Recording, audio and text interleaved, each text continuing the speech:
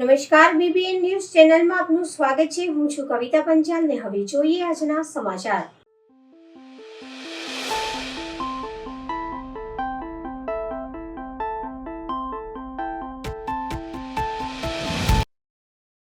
Doctor Priyanka clinic દ્વારા નિઃશુલ્ક સર્વરોગ નિદાન કેમ્પનું આયોજન કરવામાં આવ્યું। વડોદરા શહેરના તરસાલી ખાતે ડોક્ટર પ્રિયંકા ક્લિનિક દ્વારા નિઃશુલ્ક સર્વરોગ નિદાન કેમ્પનું આયોજન કરવામાં આવ્યું, જેમાં મોટી સંખ્યામાં દર્દીઓએ આ કેમ્પનો લાભ લીધો હતો। વડોદરા શહેરના તરસાલી ખાતે આવેલા ડોક્ટર પ્રિયંકા ક્લિનિક દ્વારા અવારનવાર અનેક વખત નિઃશુલ્ક કેમ્પ રાખવામાં આવતો હોય છે, ત્યારે આજરોજ તરસાલી સિદ્ધાર્થ મેગ્નમ પ્લસ બંસલ મોલ ખાતે ફ્રી નિદાન કેમ્પનું આયોજન કરવામાં આવ્યું હતું, જેમાં અલગ અલગ પ્રકારના રોગો જેમ કે ઘૂંટણના સાંધાના આર્થરાઇટિસ, કિડનીમાં પથરી વગેરે ઓપરેશનના ઇલાજ, મસા, ડાયાબિટીસ, બ્લડ પ્રેશર, હાર્ટની બીમારી, ચામડીના રોગો વગેરેનું ફ્રીમાં નિદાન કેમ્પ दर्दियों कैंप में भाग लीधो हतो। नमस्कार, मेरा नाम डॉक्टर प्रियंका है। आज हमने नेचुरोपैथी डे के उपलक्ष्य में वडोदरा तरसाली सिद्धार्थ मैग्नम में डॉक्टर प्रियंका क्लिनिक के यहाँ पे एक फ्री मेडिकल कैंप का आयोजन किया है, जिसमें कि अलग अलग प्रकार के मरीज हमारे पास आए हैं। खास करके इसमें डायबिटीज, थायराइड, नाक में मस्से का होना, सुनने की शक्ति कम होना, स्किन डिजीज, सोराइसिस वगैरह जैसी बीमारियां हमारे पास आज ज्यादातर देखने को मिल रही हैं। इस कैंप की खासियत ये है कि ये फ्री मेडिकल कैंप है और जिसमें कि लोगों को जो ट्रीटमेंट और थेरेपी होती है वो फ्री में दी जा रही है और साथ ही साथ जो हर्बल मेडिसिन है वो काफी राहत दर पे दिया जा रहा है।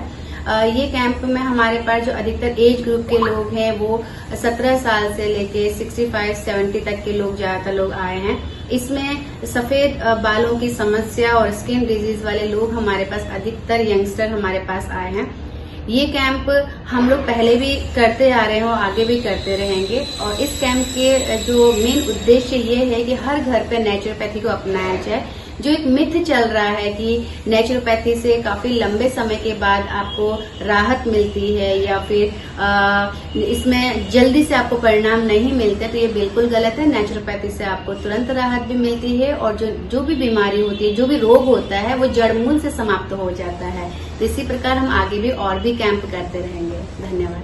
आ शू થઈ રહ્યું છે મારી સંસ્કારી નગરીમાં? ગત રાત્રે સાંજે હોસ્પિટલમાં પૂર્વ કોર્પોરેટર શ્રી રમેશભાઈ પરમાર રાજાના સુપુત્ર તપન પરમારની અસામાજિક તત્વો દ્વારા કરપીણ હત્યા કરવામાં આવી। સંસ્કારી નગરીમાં આવા પ્રકારના ગુનાહિત કૃત્ય ખૂબ પ્રમાણમાં વધી રહ્યા છે। આ કૃત્યો સંસ્કારી લોકોને મજબૂર કરી રહ્યા છે કે તેઓની સુરક્ષા માટે स्वत विचारे, कारण के पोलीसनी हाजरीमां जो आवा अपराध थता होय तो प्रजा कोना पर विश्वास मूकशे। तपन परमारनी हत्याना मामलाना पन्नाबेन मोमाया डीसीपी जोन 4 नी प्रतिक्रिया। लोकोनो आक्रोश जोता पोलीस मथकनी बहार चुस्त पोलीस बंदोबस्त गोठवी देवामां आव्यो छे।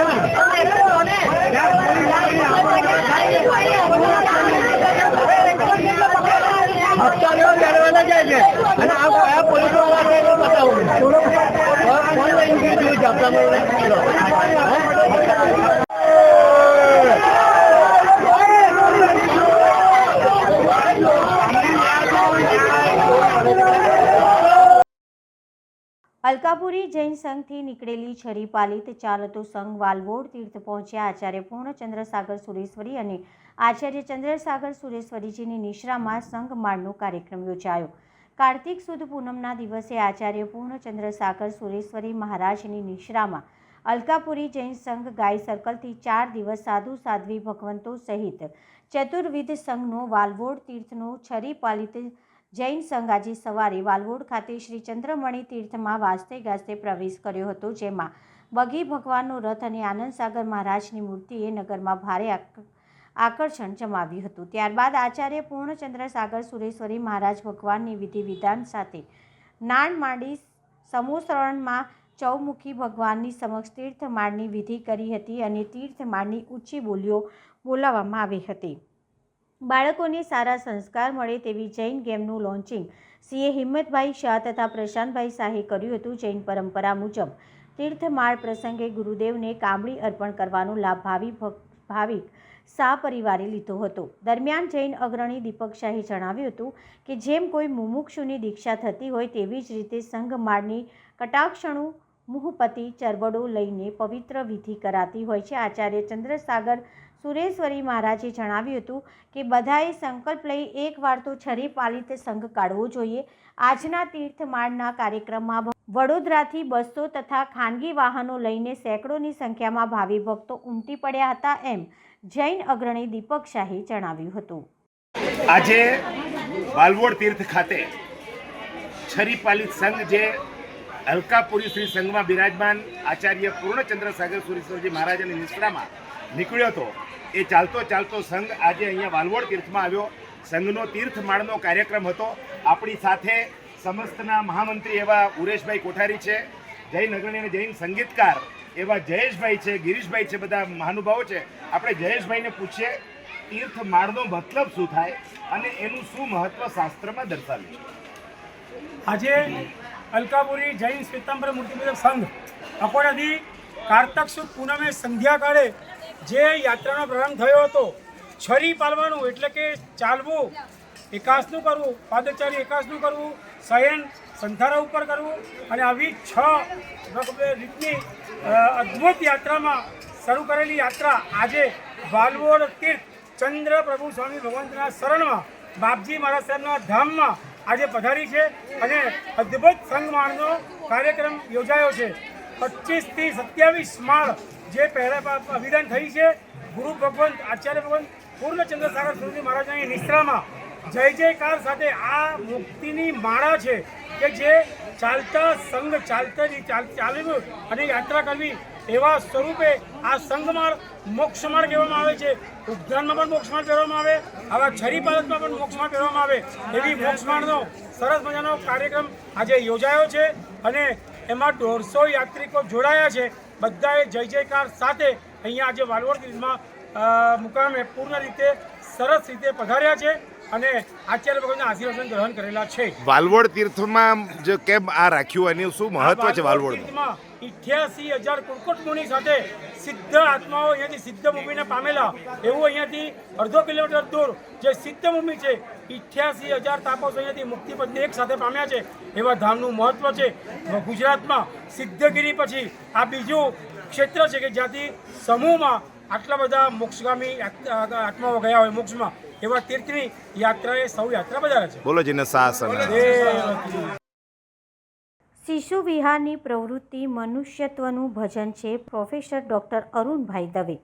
ભાવનગરના લોકસેવક ડૉક્ટર નિર્મળભાઈની સ્મૃતિમાં 33મા વર્ષે વૃદ્ધ જનસન્માન સમારંભ યોજાયો. શિશુ વિહાર પ્રાંગણેમાં 17 નવેમ્બર થી વધુ વડીલોની ઉપસ્થિતિમાં યોજાયેલા વડીલ વંદના કાર્યક્રમમાં અધ્યક્ષ સ્થાનેથી ડૉક્ટર અરુણભાઈએ વૃદ્ધોને જીવનમાં સ્વીકાર, સહયોગ અને સમર્પણની ભૂમિકા અપનાવવા શીખ આપી હતી. આ પ્રસંગે નઈ તાલીમના વિચાર લાખો વિદ્યાર્થીઓ સુધી પહોંચાડી જીવન સુધારવાની પ્રવૃત્તિમાં 80 વર્ષ સુધી યોગદાન આપનાર સર્વશ્રી શ્રી જીભાઈ ચૌહાણ, સુરસંગભાઈ ચૌહાણ, કાંતિભાઈ પરમાર તથા ફાઝલભાઈનું વિશેષ અભિવાદન કરવામાં આવ્યું હતું. ભાવનગરના નાગરિકો દ્વારા આપવામાં આવેલ સ્મૃતિ ભેટ સાથે યોજાયેલા વૃદ્ધજન સન્માન સમારંભ સમયે શિશુ વિહાર સંસ્થાના મંત્રી ડૉક્ટર નાનકભાઈ ભટ્ટે શિશુ વિહારના સ્થાપક શ્રી માનભાઈ ભટ્ટ દ્વારા આજથી 52 વર્ષ પહેલાં શરૂ કરાયેલા ભાવનગર વૃદ્ધાશ્રમની ભૂમિકા સ્પષ્ટ કરાઈ હતી. ઉપસ્થિત મહાનુભાવોનું સ્વાગત કર્યું હતું. સુરુચિ ભોજન સાથે સંપન્ન થયેલા સમારંભમાં સન્માનિત નાગરિકોએ વડીલોને મોટી ઉંમરમાં છતાં પણ આનંદથી અને રસથી જીવન વ્યતીત કરવાની ઉપયોગી વાત કરી હતી. સમગ્ર કાર્યક્રમનું સંકલન પ્રાધ્યાપક ડૉક્ટર છાયાબેન પારેખે તેમજ શિશુ વિહાર સંસ્થાના ચીફ કોર્ડિનેટર શ્રી હિનાબેન ભટ્ટે કર્યું હતું. કાર્યક્રમના અંતે ડૉક્ટર મનીષ વકીલે સૌનો આભાર વ્યક્ત કર્યો હતો. મુખ્યમંત્રી કૃષિ યાંત્રીકરણ યોજના અંતર્ગત ડભોઈ એપીએમસી ખાતે 386 લાભાર્થીઓએ ધારાસભ્ય શૈલેષ મહેતાના હસ્તે 1,40,00,000ની સબસિડીનું વિતરણ કરાયું. ડભોઈના એપીએમસી ગ્રાઉન્ડ ખાતે ધારાસભ્ય શૈલેષભાઈ મહેતા દ્વારા ખેતીવાડી ઉત્પન્ન બજાર સમિતિ ખાતે મુખ્યમંત્રી કૃષિ યાંત્રીકરણ યોજના વર્ષ 2024-25 અંતર્ગત ડભોઈ તાલુકામાં cultivator 41, hero 13, plough 41, power thresher 9, rotavator 263, seed drill 14, tractor operator, sprayer 4 અને લેન્ડ લેવલર 1 આમ કુલ મળીને 386 લાભાર્થીઓને કુલ ₹1,40,00,000થી વધુની સબસિડી સરકારશ્રી તરફથી આપવામાં આવે છે અને ખેતીમાં જરૂરિયાત પૂરી પાડવા માટે ટ્રેક્ટરની પાછળ લગતા સાધનોમાં સબસિડી આપવાથી ખેડૂતોમાં ખુશીનો માહોલ જોવા મળ્યો હતો. જે ખેડૂતો ભાડેથી સાધનો લાવીને ખેતી કરતા, જેના કારણે ખેતીમાં વધુ સમય સાથે ખર્ચ થતો હતો. ભાડે સામાન ન મળતો હોવાથી ઘણી બધી સમસ્યાઓના લીધે આજરોજ મુખ્યમંત્રી કૃષિ યાંત્રિકીકરણ યોજના હેઠળ ખેડૂતોને જરૂરિયાત સાધનોમાં સબસિડી આપીને ડભોઈ તાલુકામાં વધુ સારી ખેતી પાકે તેવા પ્રયાસ હાથ ધરાયા છે. આ કેમ્પને સફળ બનાવવા અશ્વિનભાઈ પટેલ વકીલ, ડૉક્ટર બીજે બ્રહ્મભટ્ટ, નીતિનભાઈ વસાવા, જિલ્લા ખેતીવાડી અધિકારી મીનાક્ષીબેન રાઠવા, વિતરણ મહેશભાઈ ચૌધરી, ખેતીની નિયામક દીપ્તિબેન પટેલ, વિશાલભાઈ શાહ સહિત ડભોઈ તાલુકાની આસપાસના ગામોના ખેડૂતો તેમજ આગેવાનો ઉપસ્થિત રહ્યા હતા.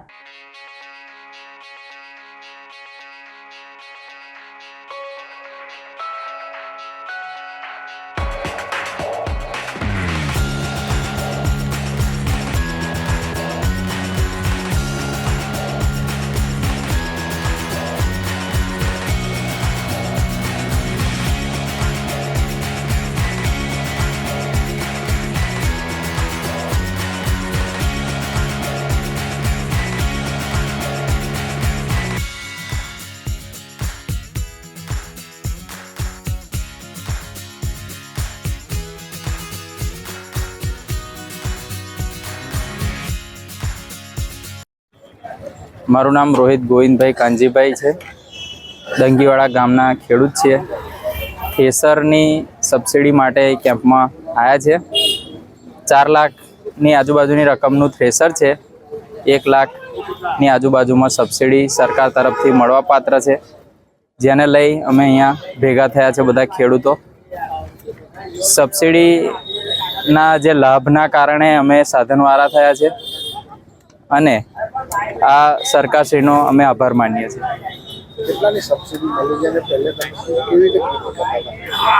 પહેલાં અમે હાથથી કામ કરતા હતા, મજૂરી કરતા હતા. હવે બધા ઉપકરણોના સાધનોના લીધે અમે હવે સરળતાથી ખેતી કરી શકીએ છીએ.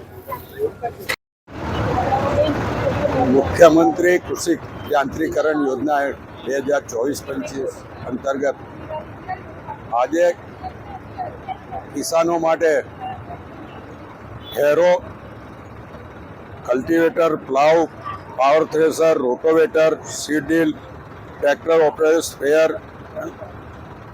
લેન્ડ લેવલર આમ કુલ 386 લાભાર્થીઓને ₹1,40,00,000 રૂપિયાની સબસિડી વિવિધ યંત્રોને જે ઉપયોગી થાય ખેતી માટે એ બધા સાધનો માટે આપવામાં આવ્યું છે. અને આપ જોઈ શકો છો કે મોટી સંખ્યામાં ડભોઈ તાલુકાના ખેડૂતો આજે એપીએમસી ગ્રાઉન્ડ પર ઉપસ્થિત રહ્યા. 386 લાભાર્થીઓ આ તમામ યંત્ર સામગ્રી દ્વારા ખેતી ક્ષેત્રે અમારા વડાપ્રધાન મોદી સાહેબે કીધું છે કે ખેડૂતોની આવક ડબલ કરવાની, અને એના જ ભાગરૂપે મુખ્યમંત્રી કૃષિ યાંત્રિકીકરણ યોજના હેઠળ આ સબસિડી આપવામાં આવી છે. આવનારા દિવસોમાં ખેડૂતોને ટ્રેક્ટર માટે પણ સહાય આપવાના છે અને એનો કાર્યક્રમ પણ ટૂંક સમયમાં રાખવામાં આવશે. પણ હું આ તમામ લાભાર્થી 386 જે ખેડૂતો છે એ તમામને અભિનંદન આપું છું, શુભેચ્છા આપું છું. અને આવી જ રીતે સરકારી યોજનાનો લાભ લઈને ખેડૂતો પોતાની ખેતીની આવક ડબલ કરે અને ગર્ભાવતી ડભોઈ તાલુકો તો સમૃદ્ધ બને, સાથે સાથે ગુજરાતમાં ડભોઈ તાલુકાનું ખેતી ક્ષેત્રે એક આગવું યોગદાન રહે એવી તમામ ખેડૂતો પાસે અપેક્ષા રાખું છું. ફરીવાર મુખ્યમંત્રીશ્રીનો આટલી માત્ર રકમની સબસિડી ખેડૂતોને આપવા બદલ આભાર માનું છું અને તમામ ખેડૂતોને અભિનંદન પાઠવું. ભરૂચ વિધાનસભાના ધારાસભ્ય દ્વારા વરિષ્ઠ નાગરિકો માટે આયુષ્માન કેમ્પનું આયોજન કરવામાં આવ્યું. ભરૂચ 153 વિધાનસભાના માનનીય ધારાસભ્ય શ્રી રમેશભાઈ મિસ્ત્રી દ્વારા વરિષ્ઠ નાગરિકોના હેલ્થની ચિંતાને લઈને વરિષ્ઠ નાગરિકોને બીમારીનો ઇલાજ કરવા માટે પ્રધાનમંત્રી શ્રી નરેન્દ્રભાઈ મોદીના અથાગ પ્રયત્નોથી બનેલી PM જય યોજનાના આયુષ્માન કાર્ડ સહેલાઈથી એક જ જગ્યાએ મળી રહે તે હેતુસર એક કેમ્પનું આયોજન સર્કિટ હાઉસ ભરૂચ ખાતે કરવામાં આવ્યું હતું, જેમાં મોટી સંખ્યામાં નાગરિકો જોડાયા અને કાર્ડ મેળવ્યું હતું.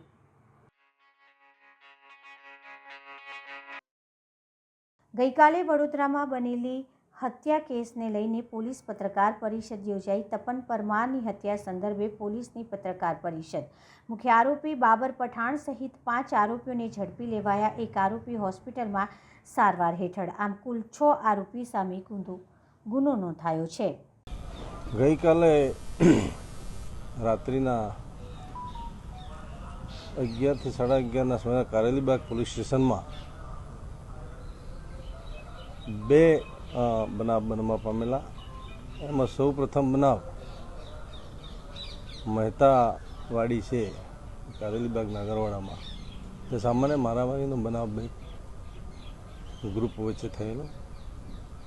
એમાં 3 વ્યક્તિઓને સામાન્ય ઇજાઓ થયેલી અને એ લોકો કોઈ પણ જાતની પોલીસને જાણ કર્યા વગર SSG હોસ્પિટલમાં સારવાર થઈ ગયેલા.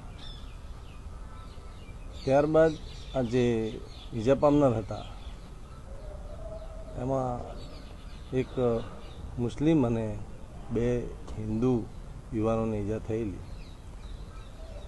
એમને જેમ જેમ જાણ થતાં એમના સગા સંબંધી, એમના પરિવારજનો અને એ વિસ્તારના લોકો SSG હોસ્પિટલ ખાતે રાત્રે ગયેલા અને આ સારવાર ચાલુ હતી. એ સમય દરમિયાન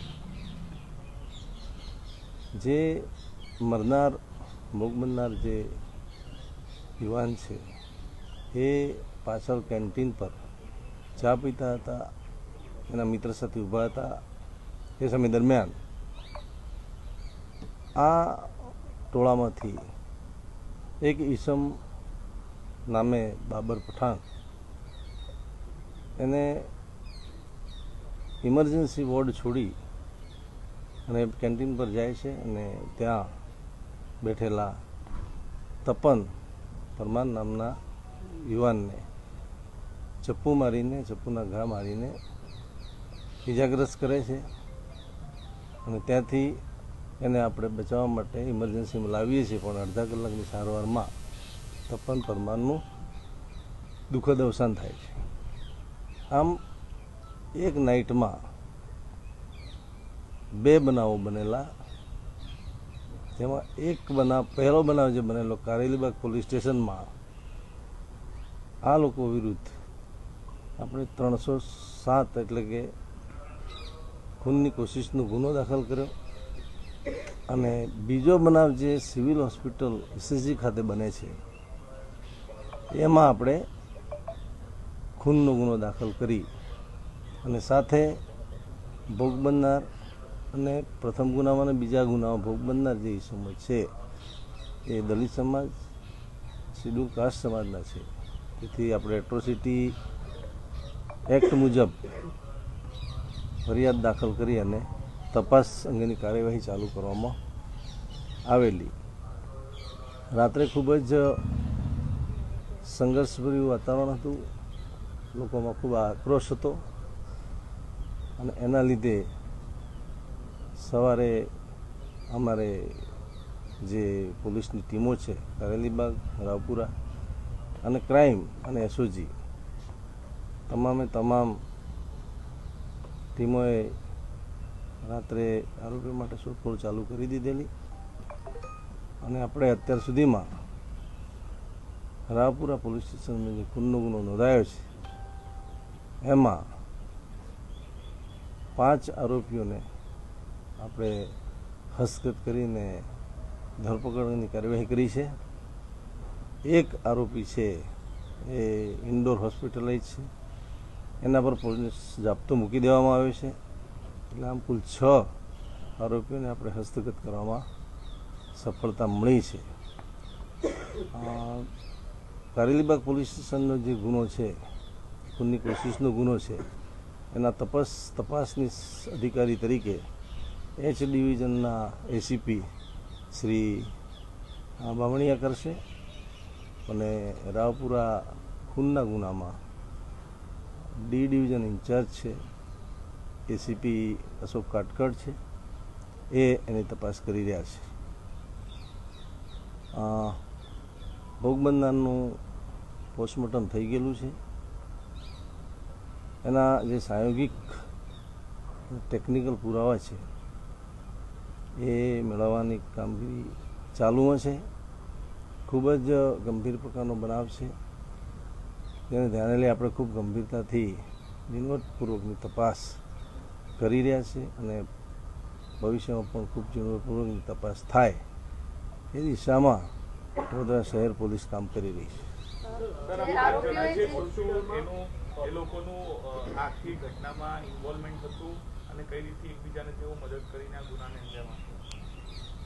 પાડન આજે 6 આરોપીઓ છે, એમનું શું ઇન્વોલ્વમેન્ટ હતું, કઈ રીતે આખી ઘટનાને એ લોકોએ અંજામ આપ્યો?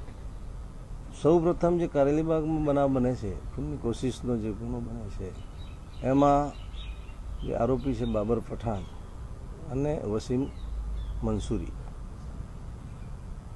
એ અને સામે જે ભોગ બનનાર છે એ યુવાનો વચ્ચે જુગાર રમવાના પૈસાની બાબતે બોલચાલ થાય છે શરૂઆતમાં, અને એ ઝઘડો ગંભીર સ્વરૂપ ધારણ કરે છે. એ સમય દરમિયાન સામસામે પરિવારના અને એ ચાલીના માણસો એકઠા થઈ જાય છે અને થોડા પથ્થરબાજી થાય છે, પ્લસ નાની મોટી ઈજાઓ પણ થાય છે. એમાં 3 જણને ઈજાઓ થઈ. એ 3 શરૂઆતના ઝઘડામાં વસીમ મંસૂરી પણ ઇન્વોલ્વમેન્ટ છે અને બાબર પઠાણ પણ ઇન્વોલ્વ છે. આ સમય દરમિયાન જ્યારે સામેથી પરિવારના સભ્યો અને ચાલીના માણસો આવે છે તો આ બાબર પઠાણ છે એ ભાગી જાય છે અને વસીમ મંસૂરી એ ટોળાના હાથે ચડી જાય છે.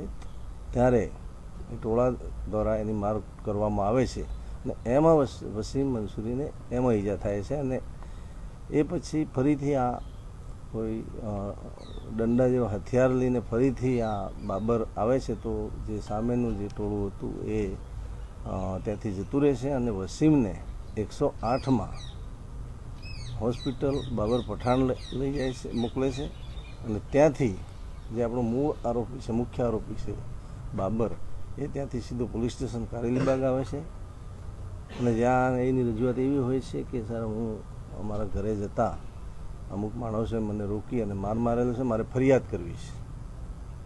તો એ સમય દરમિયાન ફરિયાદ લેવાની કામગીરી પણ ચાલુ કરવામાં આવે છે, પરંતુ એવી ફરિયાદી તરફથી એવી ફરિયાદ આવે છે કે મને ચક્કર આવે છે ને વોમિટિંગ થાય છે. એટલે અમારા તત્કાલીન પીએસઓ ફરજ પરના પીએસઓએ એમને ફરિયાદ અધૂરી મૂકી અને સારવાર માટે તમે પહેલાં સારવાર લઈ આવો પછી તમારો ફરિયાદ લઈશું એમ કરીને સૌપ્રથમ સારવાર માટે એમને એસએજીમાં મોકલે છે. એસએજીમાં જવા માટે એના કોઈ મિત્ર છે, કોઈ સબીર કરીને મિત્ર છે, તપાસ ચાલુ છે. અને સબીરની મોટરસાઇકલ પર આ બાબર એસએજી પર આવે છે અને ત્યાં એ સમય દરમિયાન વસીમની પણ ટ્રીટમેન્ટ ચાલે છે, ધર્મેશની પણ ટ્રીટમેન્ટ ચાલે છે અને એક બીજા જે ભોગ બનનાર છે એની પણ ટ્રીટમેન્ટ ચાલતી હોય છે. બાબર પઠાણ ત્યાં ગયા પછી ત્યાં એમએલસી અથવા તો એને કેસ કાઢવાની પ્રક્રિયા કરતો નથી, સીધા વસીમ જ્યાં ઇમરજન્સીમાં દાખલ છે ત્યાં પહોંચી જાય છે.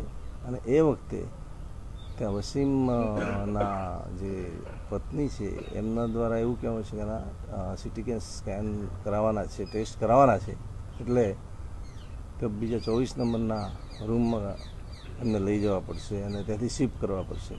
આ સમય દરમિયાન આ જે મૂળ મુખ્ય આરોપી છે એ ત્યાંથી આ ઇમરજન્સી વોર્ડમાંથી નીકળી અને પાછળ કેન્ટીન તરફ જાય છે. ત્યારે આ ભોગ બનનાર યુવક એના મિત્ર સાથે ત્યાં ઊભા હોય છે. એટલે અલ્ટિમેટલી ખૂનની કોશિશનો જે ગુનો બને છે, મારામારીનો ગુનો બને છે, રાયોટિંગનો ગુનો બને છે, તેને સંલગ્ન જ આ બીજો એક ગંભીર પ્રકારનો બનાવ બની જાય છે, તેમાં એક યુવકનું મૃત્યુ થાય છે. સર, એવી પણ વાત છે કે પોલીસની હાજરીમાં હત્યાને અંજામ આપવામાં આવ્યો, તેની પાસે હથિયાર હતા, તો જ્યારે પોલીસ લઈને ગઈ તેની સારવાર ચાલી રહી હતી, કેવી રીતે એને એટલો છોડવામાં આવ્યો? એ તપાસનો વિષય છે, ખૂબ ગંભીર બાબત છે. અને આજ સવારે જ્યારે પોલીસ સ્ટેશને આ બધી ચર્ચાઓ ચાલતી હતી, ફરિયાદ લેવાની કામગીરી ચાલતી હતી, ત્યારે આપણે જી ડિવિઝનના એસીપી અમારા છે જે ભોજાની સાહેબ, એમને આ બાબતે પ્રાથમિક તપાસ કરીને આજે રિપોર્ટ આપવા જણાવેલું છે. અને એમાં રિપોર્ટમાં આજે જો તથ્ય જણાય, નેગ્લિજન્સથી નિષ્કાળજી જણાય, તો આપણે ચોક્કસપણે આજે કોઈ એક્શન લઈશું.